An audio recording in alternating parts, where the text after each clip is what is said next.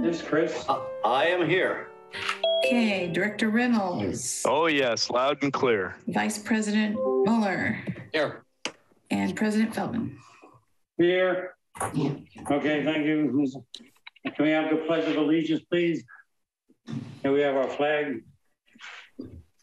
I pledge allegiance to the flag of the United States of America And to the republic for which it stands, one nation, under God, with indivisible and justice for all. Liberty and justice for all. Amen. Amen. Okay, item 3 is public comment. Do I have any members of the public wish to make any comments at this point? Yes, I would. Okay, hearing no. Yeah, we have one. Public comment, I'll go. No, there is. We got a public comment there, Bob. We got to add it in. Huh? We got a public comment request, Bob. Okay, I'm looking for it.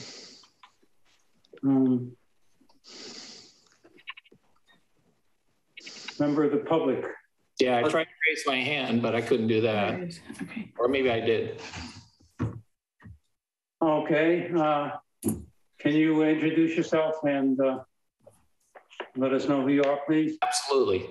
My name is Randy Ralston. I live at 385 Miramar Drive in Miramar. I'm a local builder on the coast. I've been a residential builder for over 25 years. And all these years, CCWD staff has always been helpful and very supportive regarding project submissions. I honestly cannot say enough about staff. They are truly praiseworthy public servants. My current project is in the CCWD queue for plan check by your staff currently. It's been waiting for review for over 8 weeks.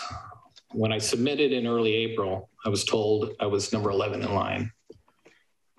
6 to 8 weeks later, I believe I'm number 9.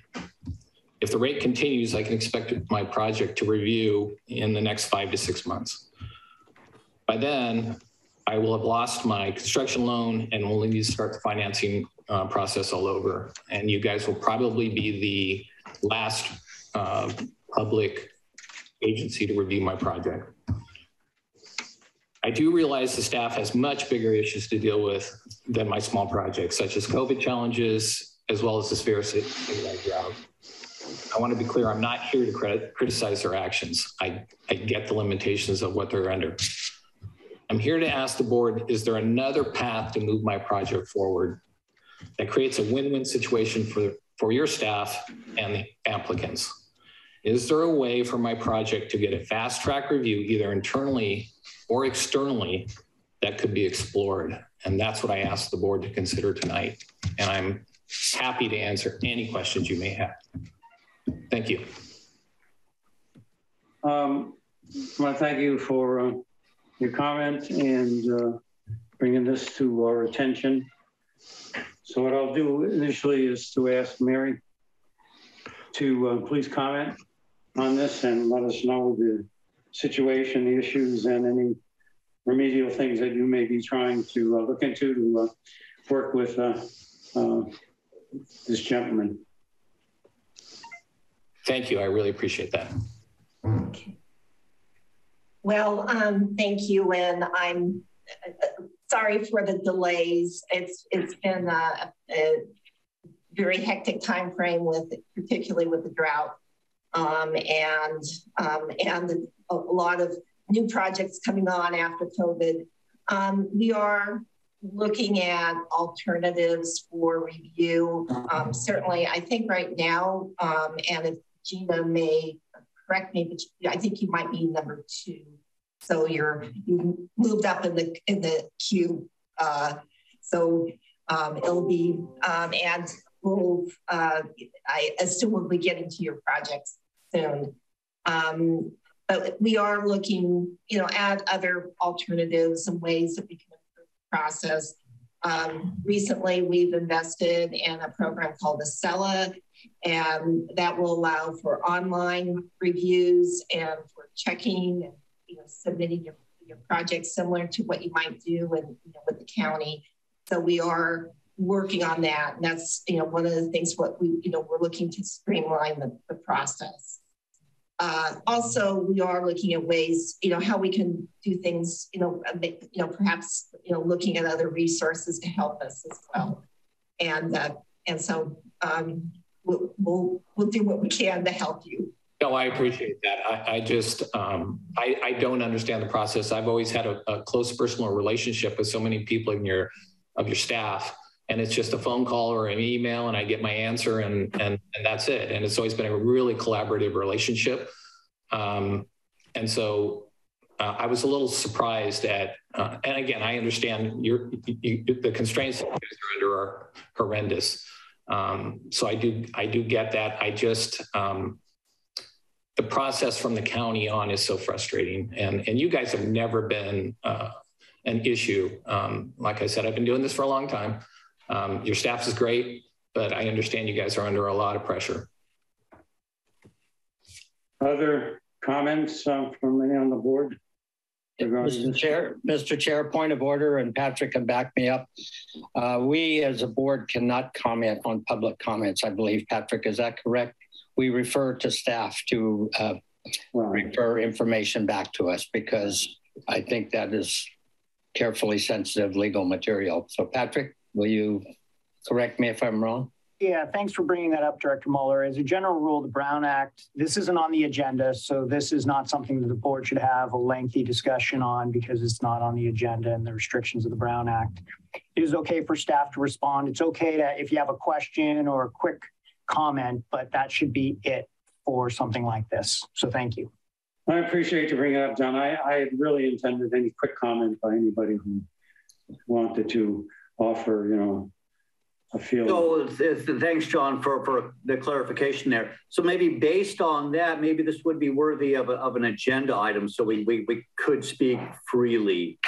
Maybe July or something like that. It might be nice to actually hear the input, and it does. I know historically the county has been the impediment to doing anything here on the coast, and it shouldn't be our district. We shouldn't be seen in the same light as the county. So that does concern me a little bit. And I do absolutely understand staff is absolutely overwhelmed. If the public only knew the reporting and compliances and drought requirements that just are really placing a burden on our staff time. So it'd be nice to discuss this further in a little freer form. Anyhow, my thoughts. Thanks. So Randy, what we'll do is consider something on the agenda, at least to review the status and what is being done to try to mitigate this going forward based on the issues that we face and the definite pressures folks are under here. But we do appreciate knowing that, and if you feel comfortable with that response, I think we'll go to the meeting at this point. Yes, thank you so much for your time. Okay, thank you for your input, Randy. Appreciate it. All right. Item number 4, consider and reaffirm resolution 2021-06, making findings pursuant to Assembly Bill 361 that the proclaimed state of emergency continues to impact the ability to meet safely in person. So can I have a motion to reaffirm that resolution?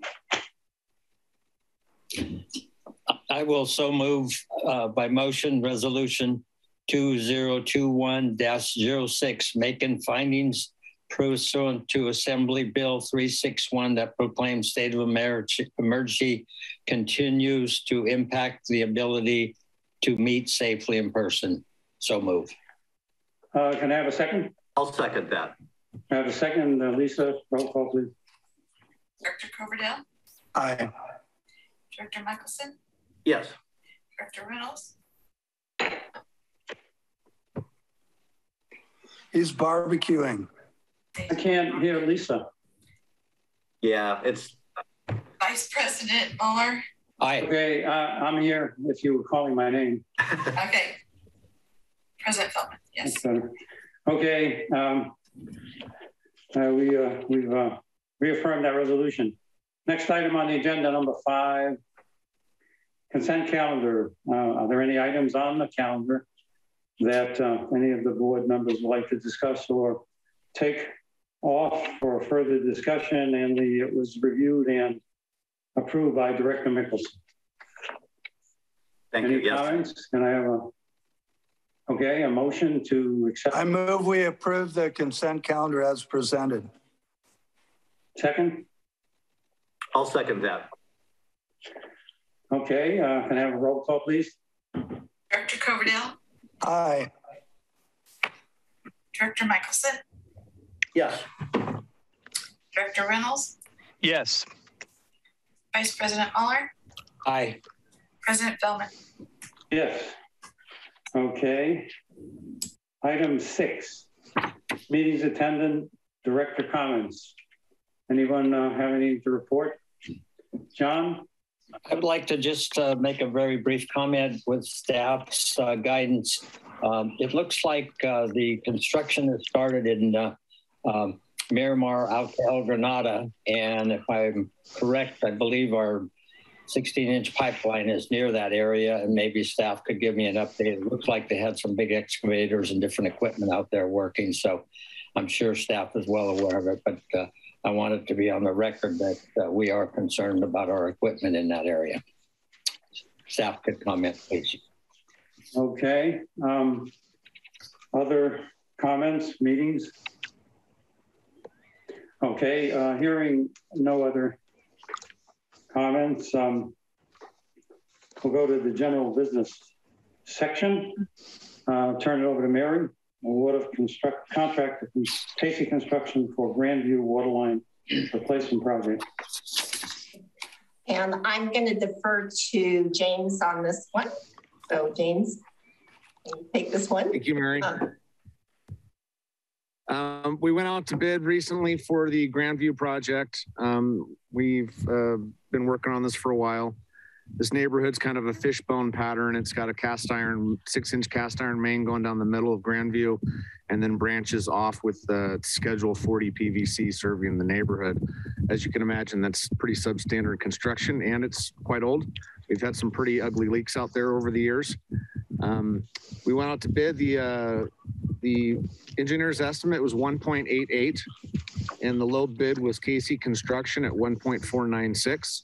So good job with John at EKI on the estimate. We love to see stuff come in underneath the cap. And this also includes some hydrants, a pressure reducing station will be replaced with 8-inch ductile to provide adequate fire flows in the neighborhood, and 6-inch mains going down the street to meet the current design standards for domestic service to neighborhoods. We're looking for you to approve this important project. This also includes a crossing under Highway 1, and this is all in anticipation. I have a question, Mr. Chair, on that, if I may. Excuse me.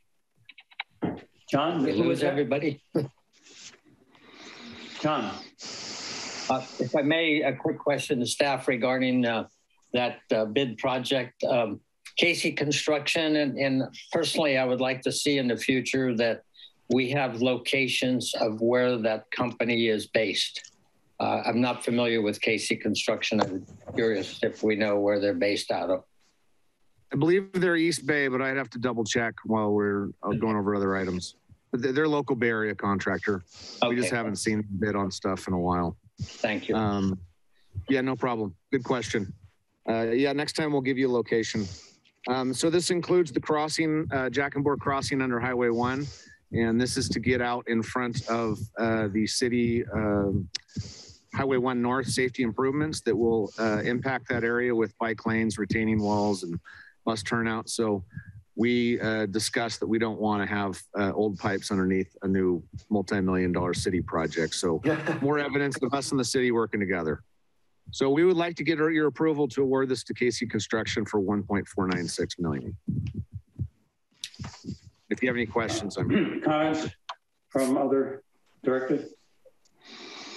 I can make move we approve and award the contract. I'll second it. Okay, can we have a roll call, please? Director Coverdale, Yes. Director Michelson, Yes. Director Reynolds, Yes. Vice President Mueller, I'm still an aye guy. Aye. President Feldman. Yeah. What's the time window, James, for this project in terms of length? I'm just not clear on that. You're on mute. Mute. The contractual stuff usually takes 4 to 6 weeks with bonds and whatnot. So I would imagine a couple of months they'll break ground. And the city's not anticipating to even start their project until the end of this year, early next.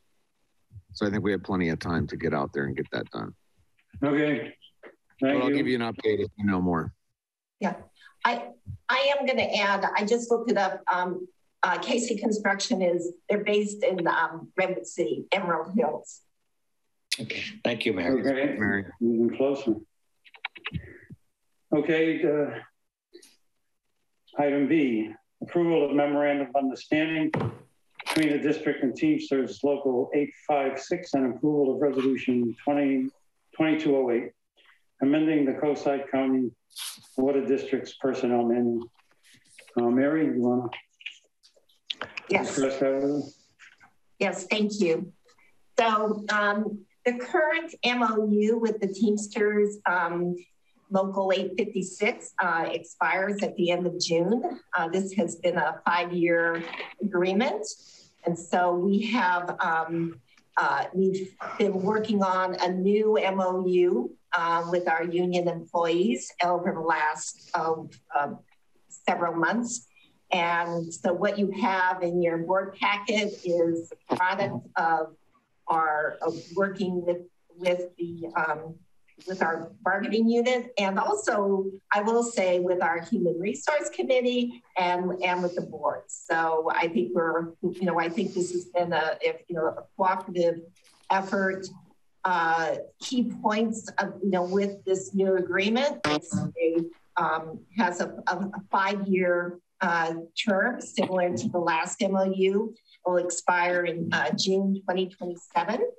And as with the current MOU provides for a cost of living adjustment annually on July 1st, using the movement in the CPIW, urban wage earners and clerical workers for San Francisco, Oakland, San Jose. So with that, staff will receive a 6.5% cost of living increase effective July 1st, based upon the movement in the index from February 2021 to February 22.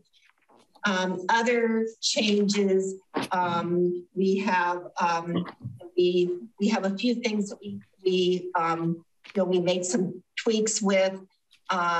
We have a safety shoe allowance. It has been increased from 300 to 500.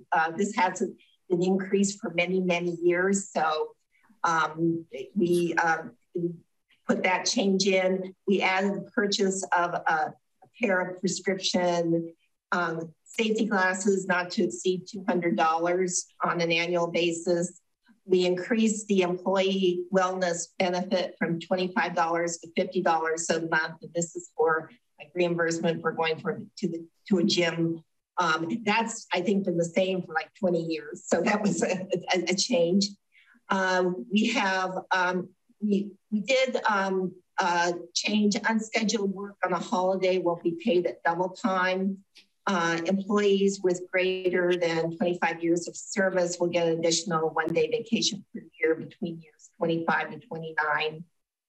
We've added the federal holiday Juneteenth, which is coming up in the next week. We added certification pay for those who have Class B driver's licenses of $100 per month. The MOU provides for doing a salary survey within the first 2 years of the MOU. And we did clarify some language that the district doesn't pyramid overtime, which would be overtime on top of overtime, or on double time. So that the personnel manual is referenced in the MOU. So approvals are needed for both the MOU And then for the personnel manual is in the approval is in the form of a resolution 2022-8. So you have questions for us. And I also do want to say thank you, Sean, for attending the meeting as well.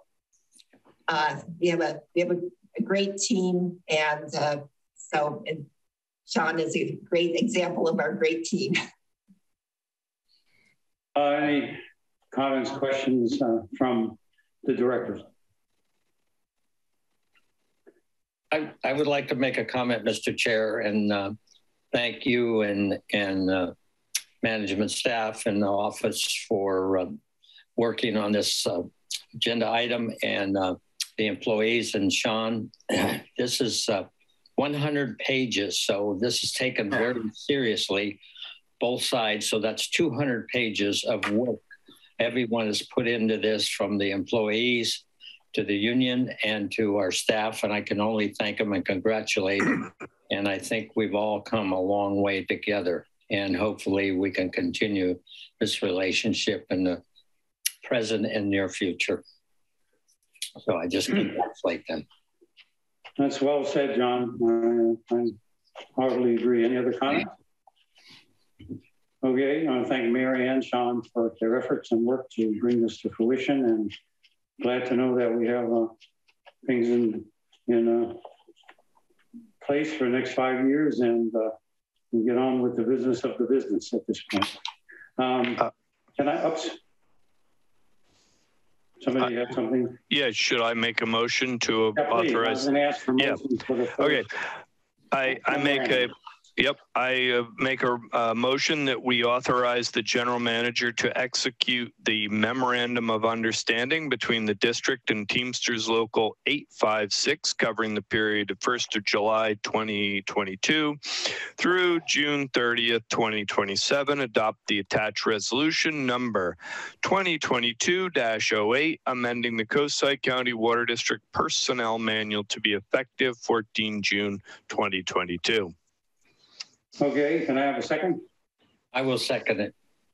Okay, like the roll call, please. Director Coverdale? Yes. Director Michelson? Yes. Director Reynolds? Yes. Vice President Mueller? Aye. President Feldman, sorry. Yes. Okay. Next item is to approve the item B, the amending the Coastside Water District Personnel Manual. No, I'm sorry. Is that an? So we just approve the. Do we need to do a second motion? The last motion we had both the MOU and personnel. Yeah. This one is. Yeah, the second one is approved salary schedule for a cost of living adjustment increase for fiscal year 2022-23, effective 1st of July. Both of the parts of the second motion. Employment agreement and personnel manual. Okay, now C is approve the salary schedule with a cost of living adjustment increase for fiscal year 2022-23, effective July 1, 2022. Can I have a motion on that? Yeah, I'll make a motion to approve the cost of living schedule adjustment increase for fiscal year 22-23, effective 1st of July 22. I will second that along with the maker of the motions. Okay, roll call, please. Director Coverdale? Aye. I've gone to the other side. Director Michelson? Yes. Director Reynolds? Aye. Vice President Mueller? Aye. President Feldman? Yes. Okay, item D. Approval of fiscal year 2022-2023 operations and maintenance budget and fiscal year 2022-2023 the fiscal year 2031-2032 capital improvement program. I'll ask Mary to discuss that with us. Okay, so as we look forward to starting a new fiscal year, we need to approve a new operations and maintenance budget for for the 2022-23 and update the 10-year CIP. And these plans will be also used as a basis for preparing a cost of service analysis and rate study and financial model. So in April, staff first met with the facilities and finance committees regarding the plans. And then we introduced the O&M budget and the 10-year CIP at the May board meeting. We met again with the facilities and finance committees in early June to finalize the drafts. Just to do a quick, I'm going to share my screen for a minute. So we'll just do a quick recap of the budget. So in looking at the timeline, we're now at the June 14th meeting. So we are, this is the meeting for the approval. We, the next board item will be to approve a cost of service study, but we'll get to that in a few minutes.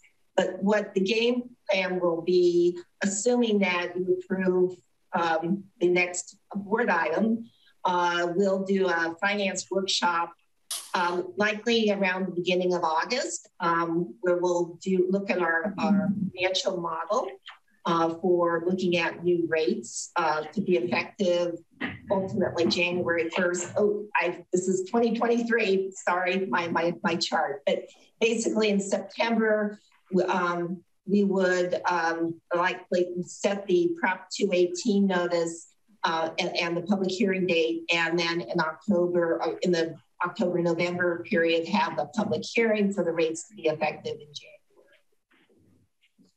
In terms of the budget, you saw from last month, and we basically we're looking at our lower revenue given the drought, and so we're looking at running about 550 million gallons, which goes along with what we're looking for a drought allocations of around 17% reductions.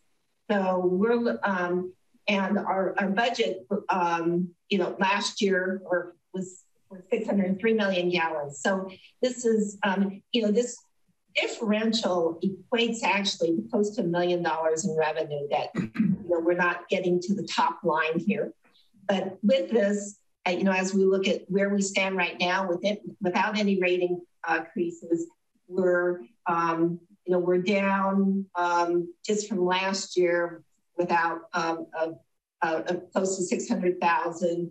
We're offsetting with some increases in tax revenues on our non-operating revenues. So total revenue from the budget last year is down 343,000. Our operating expenses are up, which I'll show in the next slide. And we also had our increase in debt service, but we, from the loan, the new loan that we acquired this past year. So just in terms of our expenses, we've seen some significant increases. First of all, water doesn't show much of an increase, but that's because we're budgeting lower revenue, and but we're actually seeing a 15.9% increase. So if we would have the same level of around 600 million gallons, we would have seen a $345,000 increase in water costs. So it is it's a significant bite to our budget. Our BOSCA bond surcharge is up 134,000, and that's because we're being allocated more based on our, we used more San Francisco water during the allocation period. So we're going to have a higher charge in the next year. Electricity is up. We're seeing higher chemical costs. We have our, of course, our COLA increase.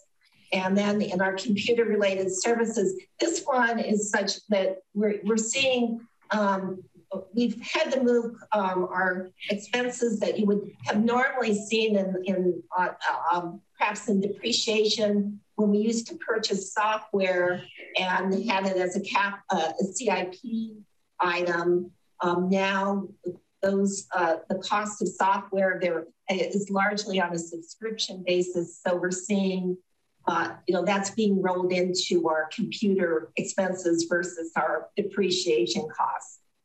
So we also have drought outreach and other cost increases on our G&A and in our billing expenses and various things. So it's we've reviewed all these with the finance committee. So I guess before I move on to CIP, is there any question on the operations budget? John? Yes, I'd like to ask the general manager, there was quite a potential takeaway with our state regarding the ERAF money. Did that ever get settled out properly in benefit for districts throughout the state of California? It looks like we did receive some, correct? Well, it's an issue that we're still working on. Certainly the budget trailer bill, I think, is pretty much gone. We had an issue that the county had notified us that we would see ERAF going away. However, our county has an interpretation with ERAF that even under current law, special districts shouldn't be getting ERAF. This view is not shared with CSDA and others in Sacramento. So it's something that we're working on. Patrick is also can maybe comment as well about, we're looking at that, with other special districts, that Hanson Bridget is involved with. So, thank you. Patrick, do you want to say anything on that, or just leave it at that? No, I mean, I think you summarized it well. There's a different interpretation that the County of San Mateo has than the special districts. And we're kind of coordinating with some of the other special districts and some of their legal counsels that happen to be here at Hanson Bridget on developing an approach to coordinate with the county on this. So to be determined. Okay, so it's a work in process at this point. The original approach by the state did not ever get off the ground. This is a new wrinkle which has to be dealt with as a separate wrinkle. And so there'll be more forthcoming on that. I have no doubt. And we appreciate Patrick's input and help on guiding us correctly in that regard. Other questions on the budget operation side? Okay, we can go to capital. Okay. So moving on to capital, our 10-year CIP is now 68 million, up from the CIP that we did a couple years ago that was in the $44 million range. Our draft 5-year plan is 33 million, which includes about 7 million of carryover project. We also then have, new projects that total about 26 million. So this is really the amount of money that we need to be covering somehow with between rates and possible loans in the future, but we'll be working on that assumption or modeling with our rate consultants in the future. But basically, in terms of this is, gives you a brief overview. The big areas are we're planning on tanks. We put in a tank. We have a tank replacement in the near term on the next 2 or 3 years with replacing tanks 1 and 2 up at Nunez, with a single concrete tank. We have also put money in for the out years. In years 8 to 10 of putting in a second tank up at Nunez. So that's where you see the big hit. We're also looking at doing some well replacement during the time frame. We are working still on our water supply development at Denniston. And we have, basically we have our water, we have the Nunes treatment plant improvement project that we're working on. We will also put in the out years at some point, we will need to do some improvements at Denniston. That's again in the out years is still to be determined. So basically what we're looking at for 1 year, where we have our water, we have a line item for water treatment plants, which basically includes the Nunes work. That's already in process. We also have pipeline projects that are in process. You just approved one that is for Grandview, which is a significant amount of this 2.8 million. And then we, this also includes the work that we're doing at Strawflower and those, so that you approved a few months ago, we're about to start construction on. So I don't know if you want to see any individual items. This is the, the summary of the pipeline projects that we're working on. In the out years, we're looking at other, within the 5 years, we have other projects that we want to consider. The Pine Willow Oak neighborhood, which we did an engineering design with EKI in the last couple of years. And we're also working on the design of Miramontes Point Road, a water main replacement. This is our detail of the tanks. Basically, as I say, we're looking at doing a concrete tank in probably in the 24-25 time frame. And then we continue to work on our San Vicente project, and we hope to be able to put a pipeline in the next in the next couple of years, so that we can work toward perfecting our water rights on San Vicente. And of course, we have the let's say back to Nunes on the water treatment plants that we're working on very near term. So I guess any questions on any of the projects that you would like more information on?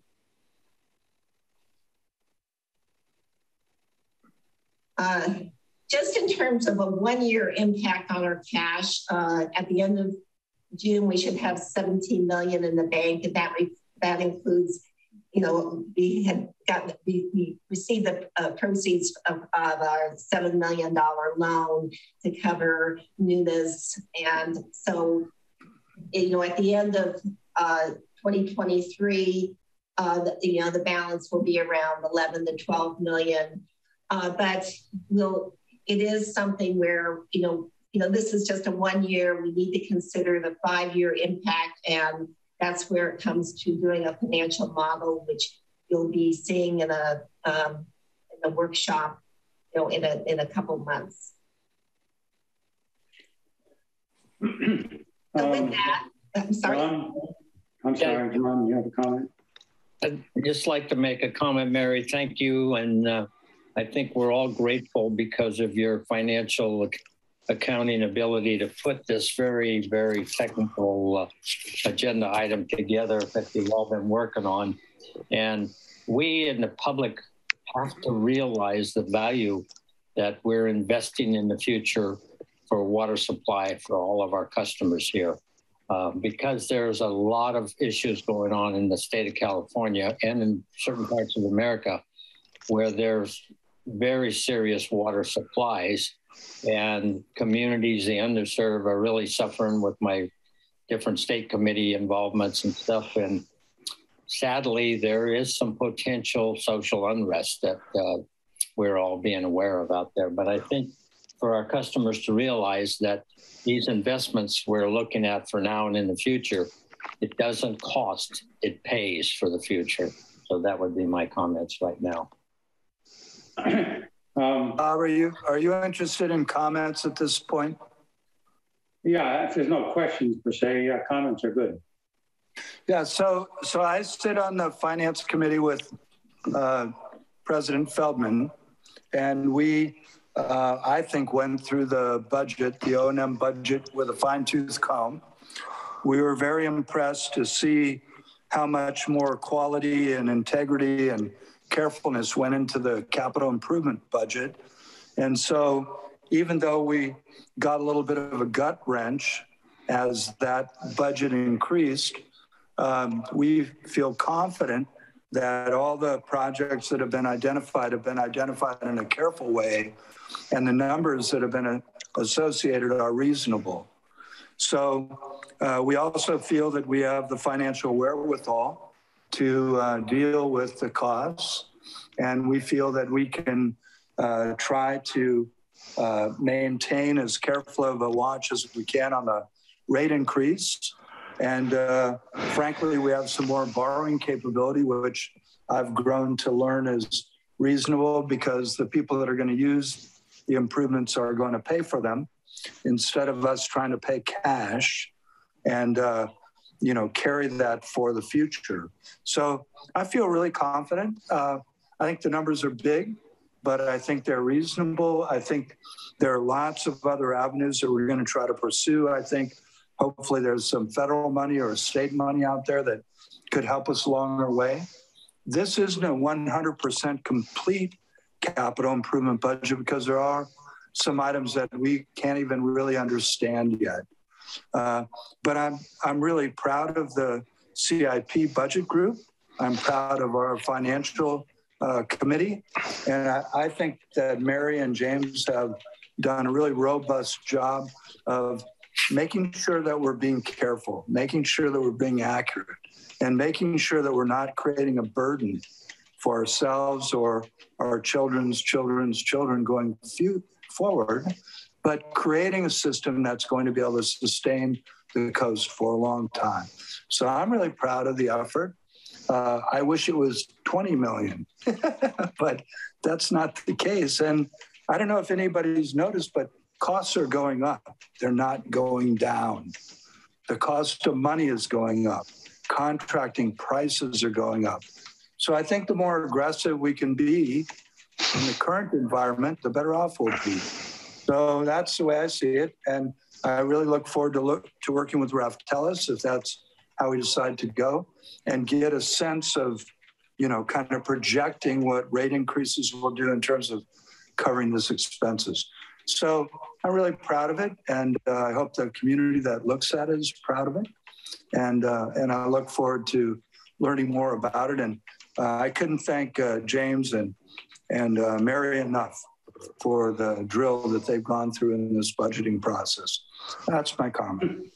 I want to loft on Ken's comments. I want to thank Chris and Glenn, who are the facilities committee, for doing the heavy lifting and laying out the program that plans for the future so that we will have a future.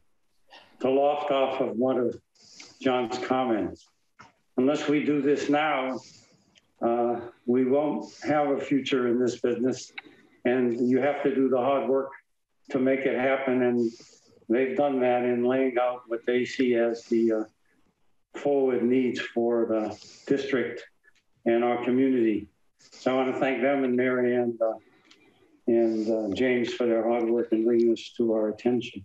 Comments on this, or I'll ask for a motion? I'm sorry, Glenn. Yeah, my question is to Mary, and it may not, this may not be the right spot, but I can't help but look at the budget, and we're short on $1 million in revenue now. What happens if we have sort of, as we look forward with the drought, if the drought increases or continues for another year, and Kathleen, maybe this is your question for you, but I know that we have drought restrictions imposed by San Francisco if we get too deep into a drought. And so what's our plan for our budget, if water sales are curtailed through continued drought restrictions from San Francisco, what happens then? And I don't need a comprehensive answer, but just tell me we've got a plan and it's going to work. I mean, I'm not sure at this point if that's part of this discussion to, approve this budget. Fair enough. Maybe subject of another discussion of what happens if things don't go as we plan. Right now, I think we need to approve the budget. And secondarily, we have to then, look toward what are we going to do going forward to have options for revising the budget, which is always something we have the option to do into each fiscal year. So I think that's a whole nother discussion and probably not one that could be handled in very short time here. So I don't know. I think that's my opinion. I don't, maybe I'm off base here, but I would just like to hit this and say, we're going to go there. And then from that point, we go forward, we find out what we have to start doing to plan for options. And I don't have the answers yet. None of us do. And that's one of the issues that we face, I think. But shouldn't our budget now have a clause or a piece in it that addresses how we handle further drought? I will say that we did institute drought rates. So I mean that's kind of a bad news answer, but we did institute drought rates to keep us financially whole in a drought. We will, as part of doing the next round of, looking at our rates, we'll update those drought rates. So that's something that, we're thinking about. The other issue, I'm just going to say, our staff's on notice that we need to spend every nickel wisely. So I'm just, now, it's, we are seeing reduced revenues and we need to be very cost conscious. Okay, so Glenn I guess Mary's correct. We do have and did institute drought rate options going forward pursuant to the drought commissioning. Other than that, I think that answers at least the initial phase. There may be more along those lines going forward as a result of what we learn as time passes. But it's a good question and certainly not one that is easy to answer at this moment. Other comments, questions? Okay, and someone want to make a motion to I'll go ahead and make a motion that we approve the fiscal year 22-23 operations and maintenance budget and fiscal year 22-23 to fiscal year 31-32 capital improvement program. Second, please. I'll second it. Thank you, John. Roll call. Okay, Director Coverdale. Yes. Director Michelson. Yes. Director Reynolds. Yes. Vice President Mueller. Aye. President Feldman. Yes. Thank you. Item E, approval of professional service agreement with Raftellus Financial Consultants for cost of service and rate study update, which is a follow-on to the approval of this budget.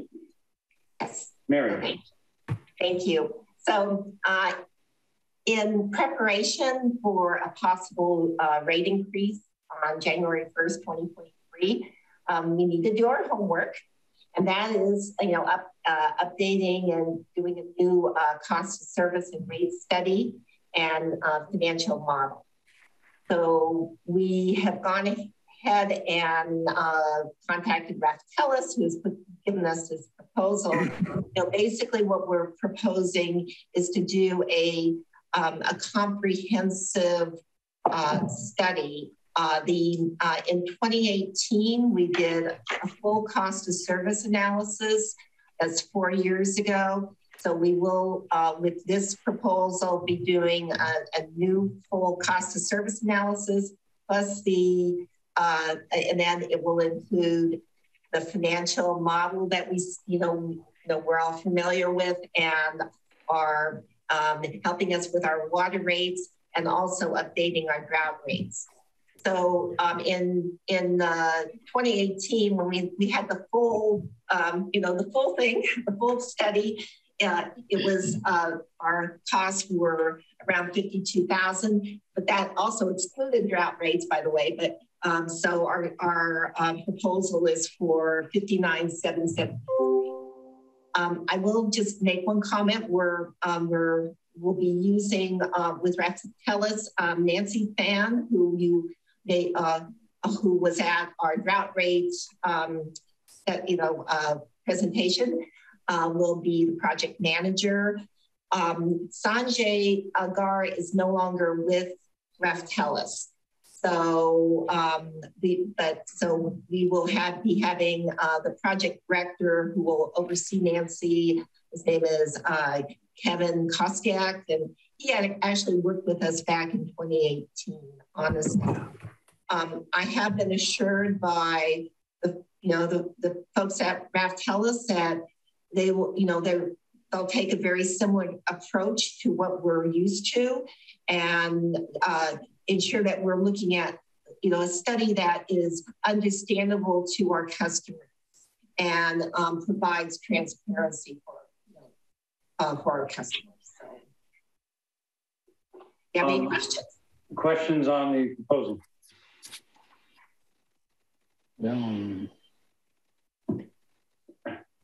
Okay, we've used these folks for some years, and they've done excellent work for us over time, and there's no reason to feel they will not continue in that mode. And we have no choice but to do this study to be sure that we do the appropriate rate setting and cost of service analysis in what will be interesting times, as Glenn has pointed out, and we need to have all the information, all the expertise we can to prepare for that.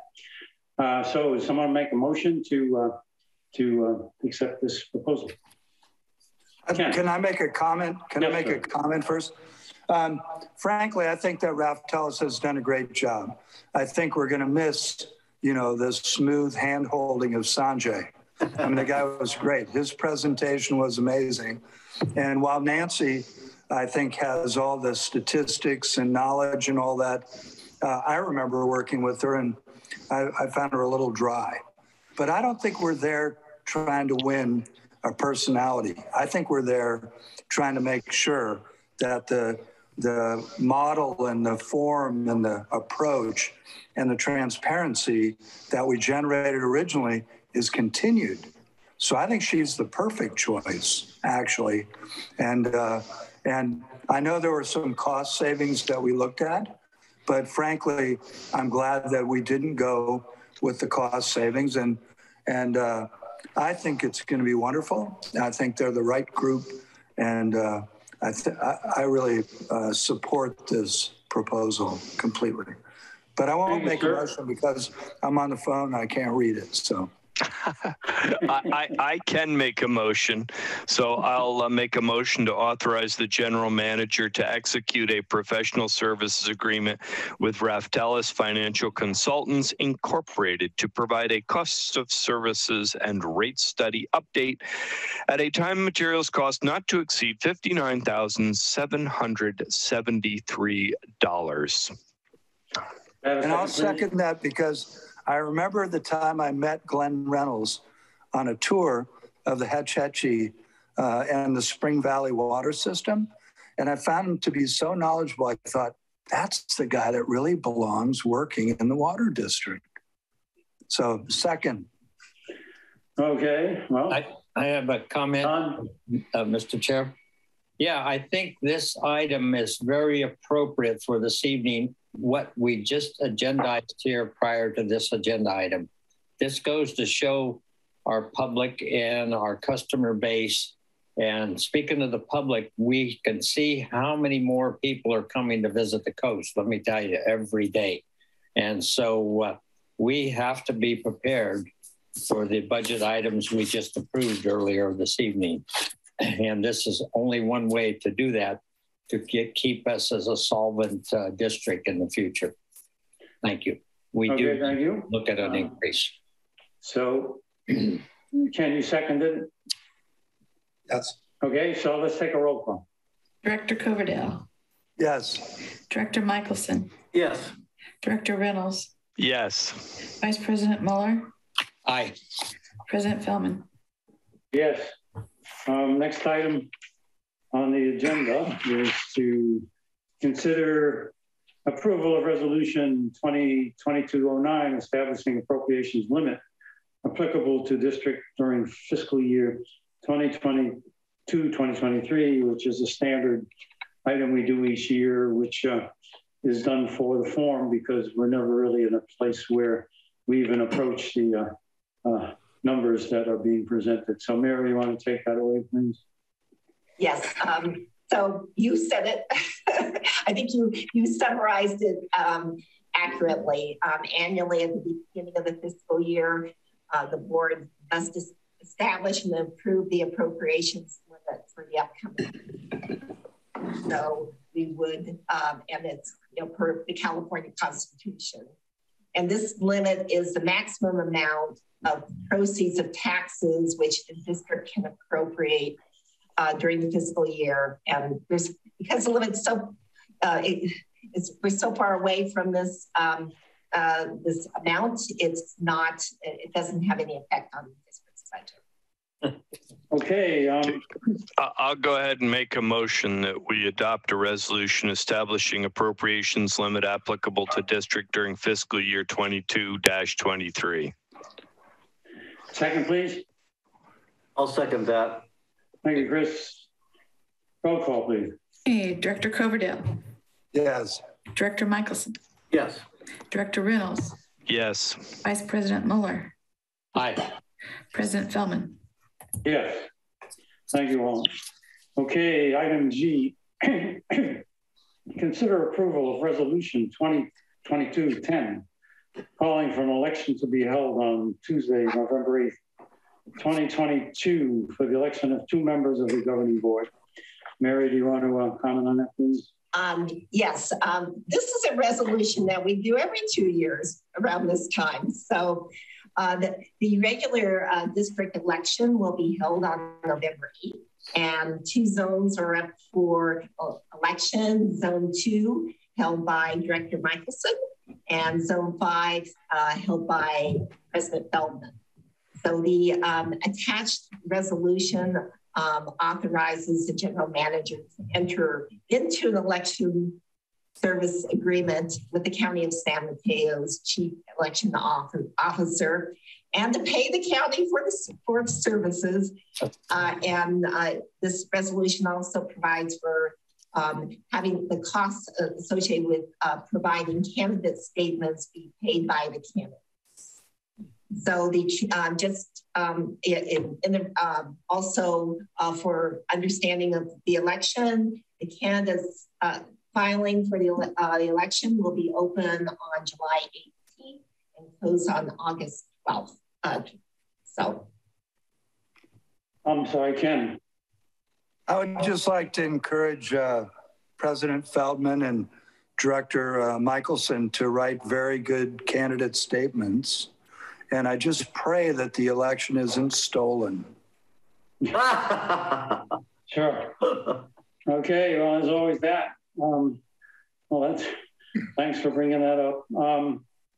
Appreciate that. This is a matter of form as well as part of the process required by the county in any election. So it goes with the territory, and we have to provide the resources, I mean, the reserves to do this process. So any other comments? If not, I'll ask for a motion to approve this. John? I would like to make the motion. That way Director Reynolds don't have to do the whole thing here for us all tonight, but he's done a great job. So at this time, I will move to adopt resolution 2022-10, calling for the election to be held on Tuesday, November 8th, 2022 for the election of 2 members of the District Board of Directors and requesting the County Elections Department to conduct this election. The resolution also authorizes the general manager to enter into an election service agreement with the chief election officers to outline the detailed services to be provided by both the district and the chief election officer. I so move. Thank you, sir. Now roll call, please. We need a second. I'll second it. Okay, go ahead. Okay, Director Coverdell. All right. I'm going to convert again. Aye. Director Michelson. Yes. Director Reynolds. Aye. Vice President Mueller. Aye, hey, we're getting 3. President Feldman. Yes. Okay, thank you all. We have another election now, but this is a more timely one. Item H, California Special District Association, CSDA, 2022 Board Election, Bay Area Network CP. As members of CDSBA, we're entitled to and required to vote on election of their directors and officers, etc. And so time has come for filling of this role. Mary, do you want to tell us what we need to do? Yes, so what you need to do is direct me on how you want to vote. There are 2 candidates, and I included the candidate statements in the board packet. We have Ryan Klausnitzer, who's the general manager of the Alameda County Mosquito Abatement District, and Matthew Pusey, who's the general manager of the Livermore Recreation and Park District. So I would ask any of the directors and citizens here if they have any knowledge of or awareness of any of these, either of these individuals. I have not had that opportunity. I'm not sure if John has, or No, I haven't. Yeah. Ken or Chris or Glenn. No. Okay, so it becomes an interesting paradigm in some ways to call it, but I have to say on paper, reading the curriculum vitae and the background and the information, I was more inclined toward Klausnitzer, who's done it for some time and who has a very strong background and who's done many things associated with CSDA and has made the effort to really lay it out and to give us a good feel for why he wishes to pursue it going forward. And for that reason, that's where my head would be at. I don't know what the rest of it. All right. I'll second that on Bob's lead. Yeah. I agree. Other comments? I defer to you, Bob. All right. Okay, Ken, you're okay? Okay. You know, if I had to choose between recreation and abatement, I would go for recreation every time.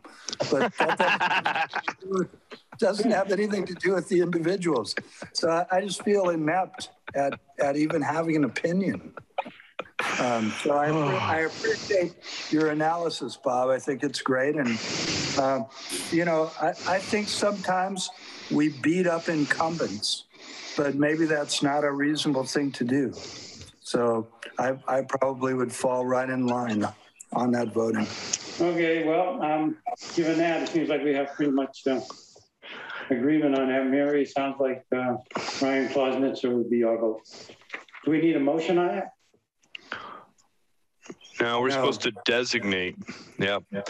Mary, consider yourself deputized. Is that how it works? Yep.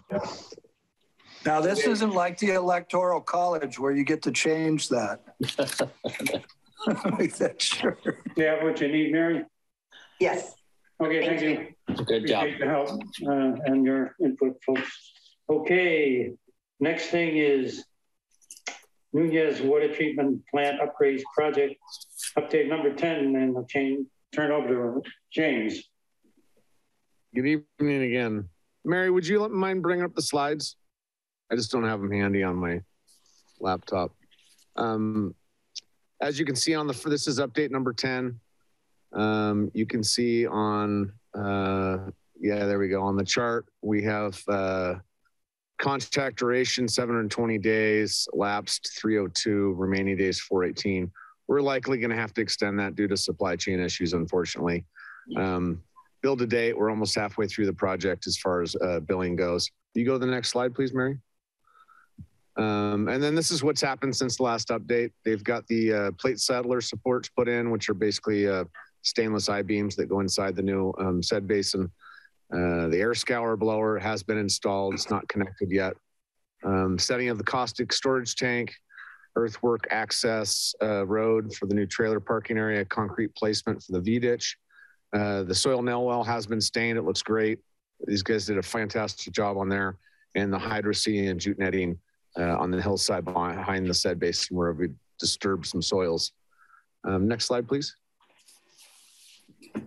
Looking ahead, we're going to finish the earthwork, place the final aggregate on the access road. Going to get a wharf hydrant on the top deck for washing down the filters and maintenance. And the 8-inch scour piping is going to start going in. Again, the schedule is, we've had some supply chain issues with the valves. It's going to add probably 3-4 months to the project. And we're going to have, Ranger will be there the whole time. They're just going to have kind of a skeleton crew working on stuff until materials show up. So as things show up, they'll bring in some more people to offload and install things. This is some progress photos here. You'll see the top left corner, that's the soil nail wall after it's been finished. I think it came out great. The next photo to the right is one of the support beams for the plate settlers. And the next one to the right is the continuation of the V-ditch behind the SED basin.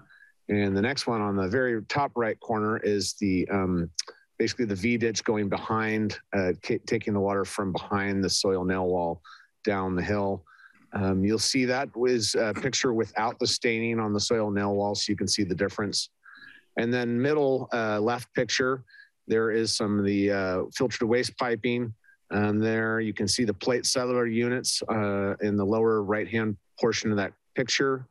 Center photo, you can see they have the sheep's foot for the cut behind this caustic tank. There's the caustic tank sitting in front of the plate settlers. You can see the gentleman and the safety vest there is kind of the scale of how big that caustic tank is. Good investment. It's going to allow us to have more chemical on site and be able to withstand any delays in chemical delivery. And then the lower right, you can see the blue unit there. That's the air blower for the air scour on the filters. And then on the very lower left corner, you can see a portion of the soil nail wall up against the SED basin. Thank you, Mary, for sharing those photos. Again, Ranger's doing a great job. They're working with all the challenges that contractors have these days. And I'm really pleased with their quality of their work and their timeliness and the discussion of items of where we can save some costs or time on this project. And if you have any questions, I'm here to answer. Ken? Yeah, thanks, James. It looks great. Question for you. Have they already done the hydroseeding?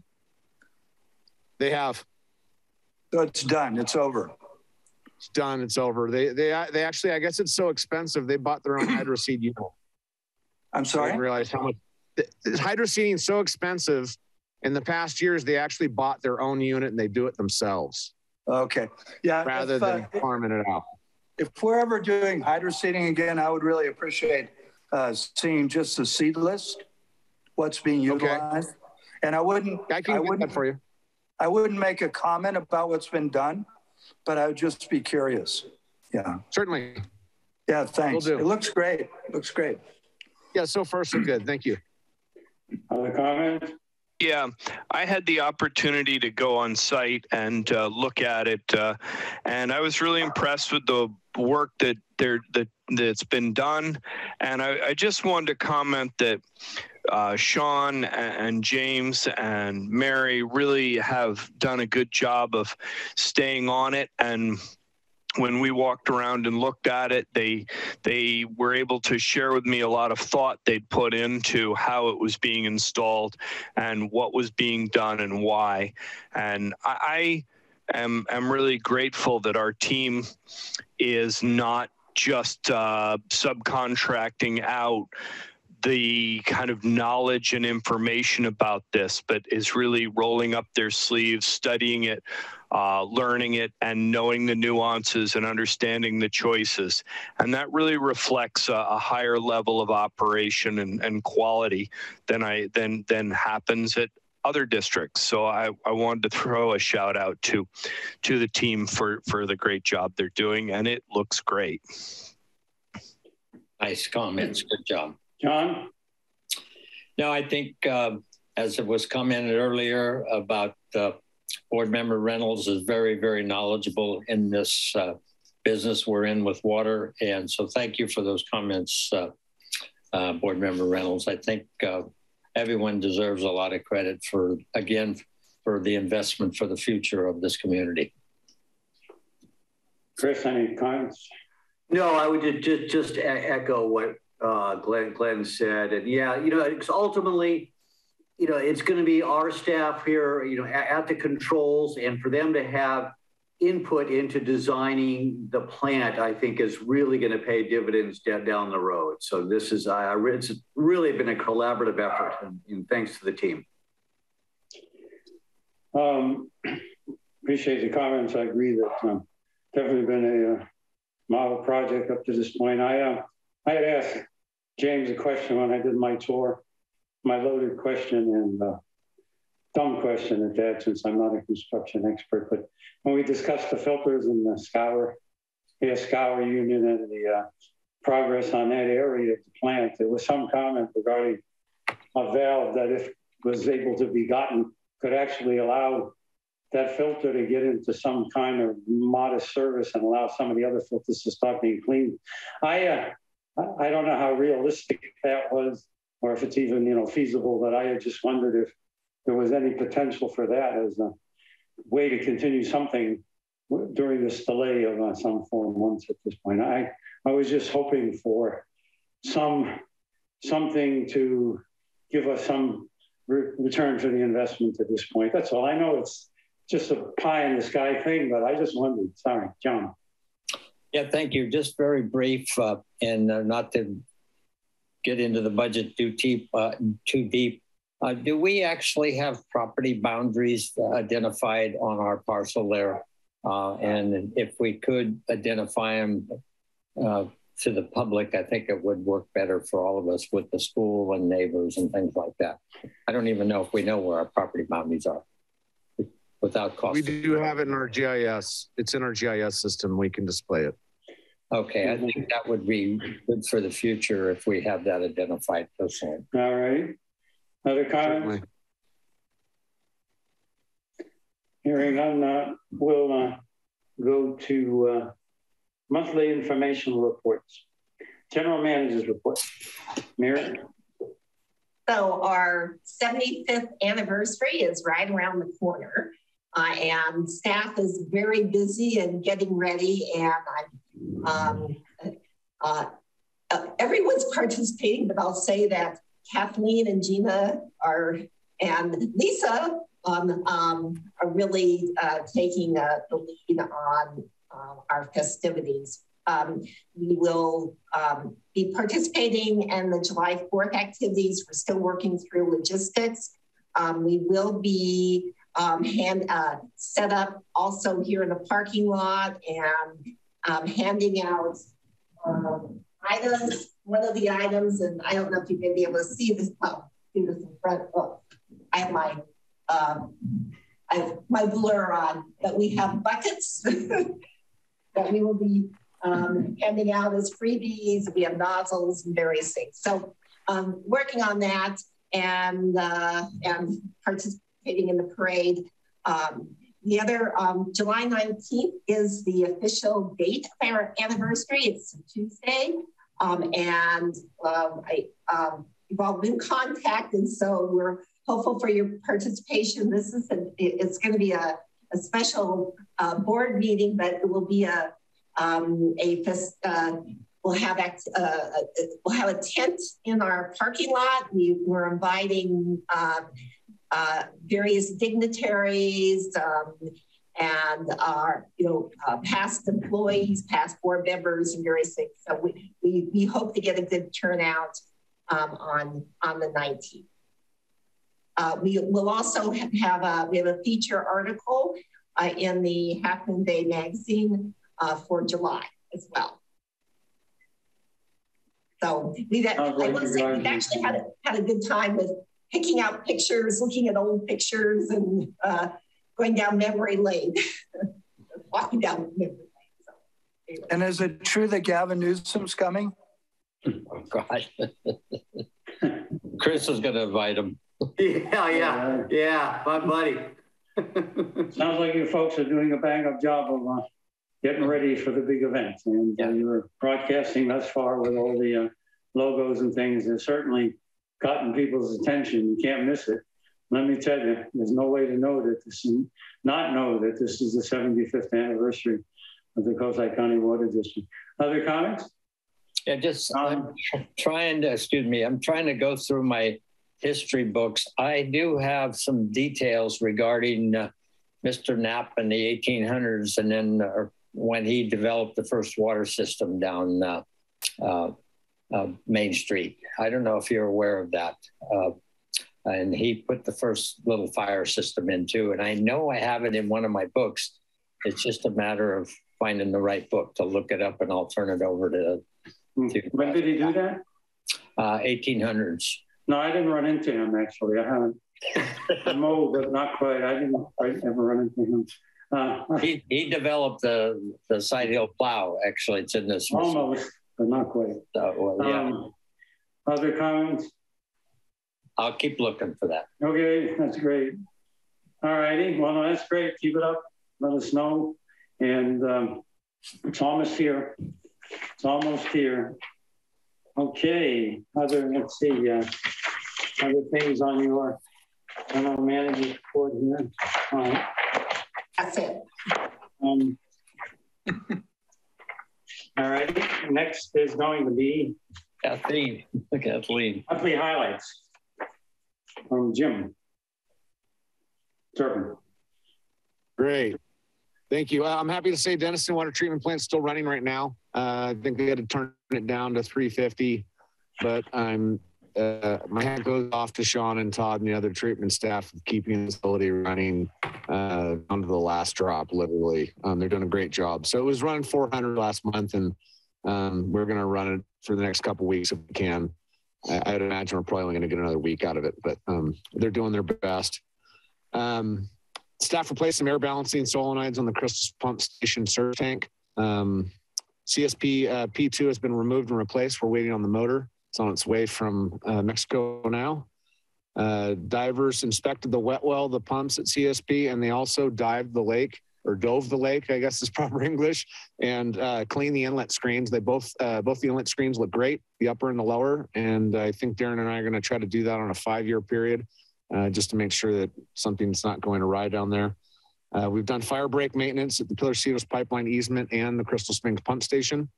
And Mike McDermott in distribution has passed the backflow tester recertification exam, which I've always reminded you guys is not an easy test. So we're really happy for him to be through that tough exam. The May sources were Pillar Cedos Lake, Denison Reservoir, Wells, and Crystal Springs. Purissima Way pipeline replacement project is complete. Thank you to the board for getting that last piece of galvanized pipe out of the ground. Denison Access Road repairs, I believe, are complete. They just finished those up last week. They did a great job. Jim Steele was out there helping us, and it all worked out very well. So we should be able to keep that creek where it belongs, not on our road. Nunes Water Treatment Plant, we talked about that. Grandview, we talked about that. Pillar Cedos Crossing. I believe a notice to proceed went out today because we've secured the easements. And Maris Montes Point Road, designs expected in the fall of this next year. And the tank replacement project, staff is reviewing the 90% design. And we're going to be providing HDR some comments. And then another thing that I thought was kind of neat is Darren got invited to the APWA equipment rodeo. He was a little hesitant to take some time off from work, but he's been working really hard. So him and Jack went over and competed in I think it was 3 events. I think it was a mini excavator, backhoe, and skid steer. And they had an obstacle course. Jack didn't complete it because he was in a little bit of a pain climbing in and out of the equipment, but Darren took second. I'm very happy to say, and he was really mad that he didn't get first place. So he's going to be eligible for a big national tournament coming up next year, and we'll figure out where that's at and if he's going to go or not. But I was really proud that he took some time off to go work with these guys and show them how to run some equipment. And he was pleasantly surprised. So I just thought I'd share that. And that's it for me. Oh, Well, congratulations to Darren for that performance. When are you going to put the video up on our website? I haven't seen it yet, but pretty soon. Oh, we got to have a video. Being an underground contractor, he had a little edge on these other water agency guys. Yep, I'm in. Did you outfit him with logoed clothing so that we could advertise the district? If we send him out of state, for sure. Perfect. He'll be wearing a 75th anniversary. Excellent. That's what we want to see. Perfect. All right. Well done. Good for him. The Water Operations Olympics. Yeah, if I may just comment, James, I did take the privilege of passing up the Denison repair job, and it really was an excellent repair with professionals monitoring everything. And I think, as you just said, it'll probably be better than it's ever been for access to the treatment plant and to other fields to the east of it. Thank you. Yeah, I thought the whole crew did a great job, and Tim's he's pretty good on equipment too. He should have been in the rodeo. Thank you. All right. Other comments, questions for James? Hearing none, I'll go to the next item, which is water shortage emergency warning and public outreach update from Kathleen. Good evening. Good evening. So in my report, I point out that May 24th was a very active day. We had the SFPUC declare stage 2 of their water shortage emergency and increase from a 10% shortage in the regional water system to an 11% shortage. So that triggers a recalculation of our allocation.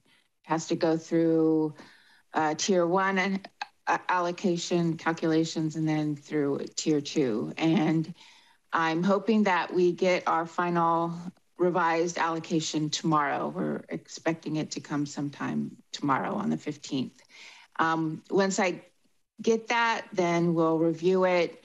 And what they'll do is they'll do the same thing that they did previously. San Francisco will give us a monthly allocation from an annual. So we'll take a look at that. And then also on May 24th, the State Water Resources Control Board adopted additional emergency water conservation regulations. And one of the items we've already had to comply with, they wanted a preliminary assessment of our water supply for the next fiscal year. So we gave them the preliminary one, and then on July 1st, we'll give them the final assessment. And also, so the state, the two highlights is that they basically prohibited non-functional turf at commercial, industrial, and institutional sites from irrigating with potable water. And they also prohibited irrigation between the hours of 10 a.m. and 6 p.m. And our hours are 8 a.m. to 5 p.m. So I will need to, between the change in our allocation and these additional state board regulations, I'll need to amend our current ordinance 2022-01 to be updated. And so hopefully that will be in our July regularly scheduled board meeting. You'll have a amended ordinance to look at. And we did have the San Francisco's graphic artists help us with a new banner. And I included a photo of it. It is hanging, if you've driven down Main Street, you've probably already seen it. They helped us design a new banner for drought outreach. And so we're excited to have something new up. The other banner was getting pretty, in pretty bad shape with rips in it, and I taped it up. And so it's nice to have something new up. And I think that's pretty much it. Summary of my staff report, if you have any questions. Questions, John?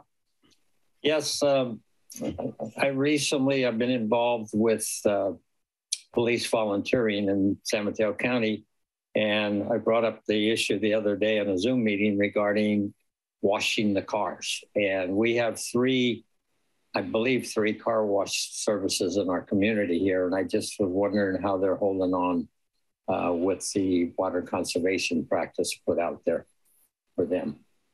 Recycled water. They recycle their water.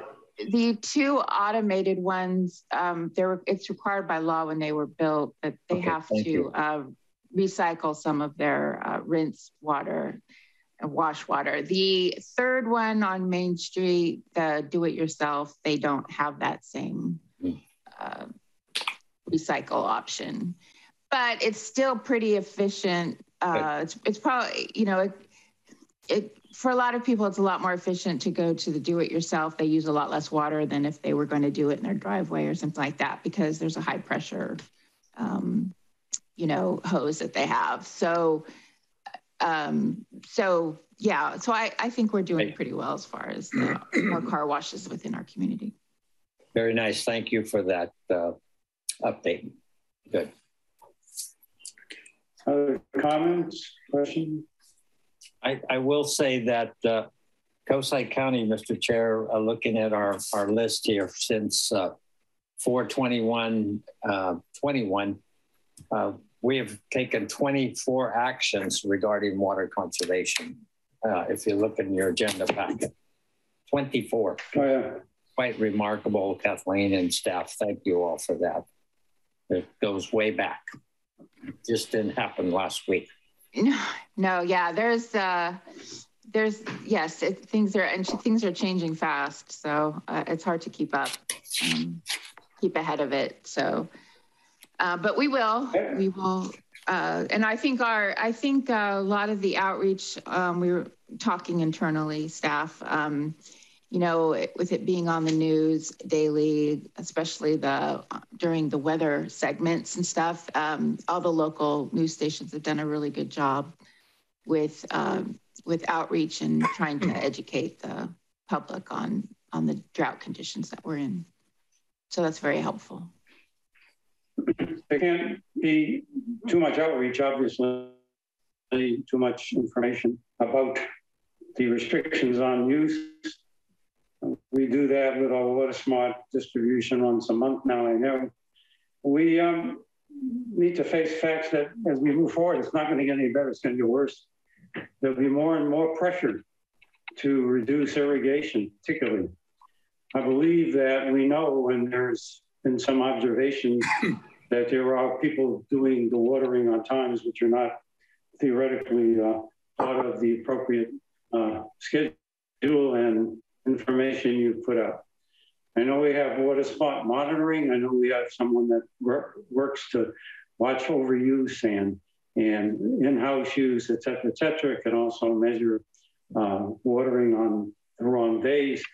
I'm starting to wonder whether we need to buttress that with some additional resource to keep their eyes on this and do more in the way of monitoring and alerting people who are using water inappropriately that they are doing so, either by letter or whatever it takes. There's been some comments regarding whether or not we should have some people looking around and watching from time to time and letting us know if in fact this is being done. I'm not totally against that. And I'm thinking that in order to cap this or get this where it belongs going forward, we may have to do some pretty dramatic things to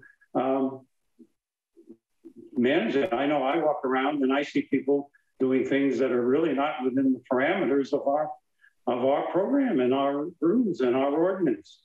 And so I think we need to be more forceful, direct, and have more oversight on doing that. I don't know how to do that exactly without asking for some additional support by staff and those on staff to do their responsible jobs at a more pronounced manner. And so those are my thoughts. I mean, others may feel, you know, that's gone a little over. It isn't, because I tell you, I see rivulets of water running down streets regularly, and I think that that's not appropriate considering what we've asked people to do, what people are doing to reduce their use of potable water in the home, and watch this happen. So I would ask staff to do what you need, and we will support you. I will support you. I would hope other people will, to do whatever it takes to start making that clear. And even if it isn't friendly and perhaps popular, because we're not here to be popular, we're here to give people water going forward. We're here to do tough things, and that's our job. So I think we have to really think about that hard. So those are my thoughts at this point. And I know how hard you're working and how hard other people work to try and cap that, but it's going to take more effort, going to take more resource. I'm just going to let you guys say how to do that, because I'm just, I'm starting to get nervous. I've always been nervous, but now I'm getting more nervous. Sorry. Thank you. Other comments? I'll say. Okay. That's it. Anything else? Any other comments, future meetings, director? So we have director comments and additions to the agenda, right? Right. So I would like to propose that because there's been a lot of turmoil, I don't mean turmoil, turnover in staff, we've seen a lot of changes in staff. And we have a new sort of management approach, and you know, we have a new configuration. So I would really like to see a CCWD organizational chart. And I'd like to see who does what jobs and who's responsible for what jobs. Not to micromanage, because, you know, they don't work for us. Mary works for us. But Mary is the leader of the pack, and she has a plan for how that work is going to get done. And she has an organizational plan for how that's going to get done. So I don't think it has to happen in a week or a month. I know we're busy with a lot of stuff, but I'd like to see a future agenda item where we see the CCWD organizational chart, see who answers to what and who has what job responsibilities. I'd be interested in seeing that. Mary, I give you that as, you know, an item to consider. I know we do have an org chart which lists all the staff, who they work for, and what their title is. I think Ken may be asking to have that delineated a little bit more detail with some of the, you know, responsibilities underneath that, or perhaps there are job descriptions that already carry that could be appended to it without having to reinvent the world, because I know everybody has some job description as part of their classification. So however you would think that might be useful or be done is something that you might want to consider for future discussion. Does that make sense? Comment? Yeah, I think in light of vacancies, it would be interesting to see, you know, because right now, as you know, we saw in our budget item that there are vacancies in the office staff. So I know loads are probably a little on the high side. So it's a little bit interesting to see how they are delegated. So I wouldn't mind seeing that myself. Okay, so you'll commit some forward meeting to presenting an item on the agenda with that information, okay? Is that okay, Ken? I think it's great, and no pressure. It's not a big deal, but you know, for me, I see how many things we're involved in right now. I think that Mary's doing a great job. I think the staff is really stepping up. You know, lots of people are doing extra curricular activities to make sure that we're successful. I really appreciate that. But I just want to be sure that we don't burn out our staff. And so for me, if it means encouraging the idea of getting some help in some various areas, I think that's useful. If it seems abusive or, you know, it's like micromanagement, then that's not my intent. But I just, gosh, I'm so proud of the staff right now. I can't believe the job they're doing. And so when I hear somebody in the public whine about the timing of how things are going, one reaction is to be defensive and to think, oh my gosh, you just don't know. But my other feeling is, well, maybe that's an encouragement for us to, build a little bit different responsibility for some position and take the load off. I mean, Mary is a yo person. Yes, I'll do it. Yes, I'll do it. Okay, I'm going to do it. And she does it with such integrity and such detail that I really appreciate that. But we don't have burn Mary out, And same with Kathleen. She's always stepping up. James, stepping up. The field crews stepping up. Everyone's stepping up. But, sometimes you look at that and you think, well, maybe just one more person with a little diverse responsibility would be good. And we don't get to say that, but we might read it and have a feeling and encourage the consideration. And that's all. And if hey, everything's whammer bammer and we're all happy and look at how it's spread out and, no one's overworked or overtaxed, well, that's fine. That'd be great. We just know it's okay. So anyway, and I hate to do it because it's another job for Mary, and she's very busy, and she's doing a wonderful job. Attend to it as appropriate in terms of her present workload, but we'll look forward to it at some point. And I think your intent is to help find areas where reinforcement of resource might be something that we need to consider, and that's a positive reason for looking at this in some better detail, because some of us have the same concern. John. Yeah, I think just to follow up with that, I can't thank all of you enough for having the front door open. I think that's so valuable to our district. Staff, I know it's tough what we've all been through and will probably continue to go through, but having that front door unlocked, I think, is a real asset to this district. So thank all of you for that. Yeah, and next month, I think we may all be able to get together at the ranch there and have our first in-house meeting for 2 years and 4 months, I think, or 5 months. So it'll be good to see if you're all still alive, whole and present, as it were. All right, look, any other comments other than that? If not, then I'll thank you all for your attendance, your hard work, your efforts, and adjourn the meeting and wish you a good week and a good weekend. All right, so Mary. I promise I'll take my wife to dinner tomorrow night for our anniversary. Good for you. Many more too, many more. Mary, do you have anything else? We had a hand up from a person in the audience. Who? Judy Taylor had her hand up. Did she when? Before? Now? I didn't see her. Now, but okay. Anyway, I just wanted to, I don't know if it's appropriate, but Patrick, are we able to get public? I think you adjourned the meeting, so I think the meeting is over and public comment was at the front of the agenda. And so I think we should adjourn the meeting.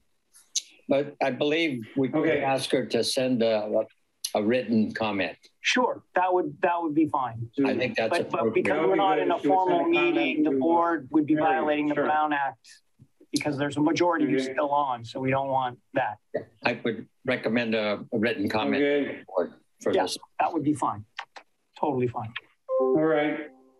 Okay, sorry, well, I didn't see that, but it wasn't expected. Okay, so again, have a good week. Meeting adjourned. Take care. Good night, everybody. Good night. Thank you all for work. Take care. Be good. Recording stop.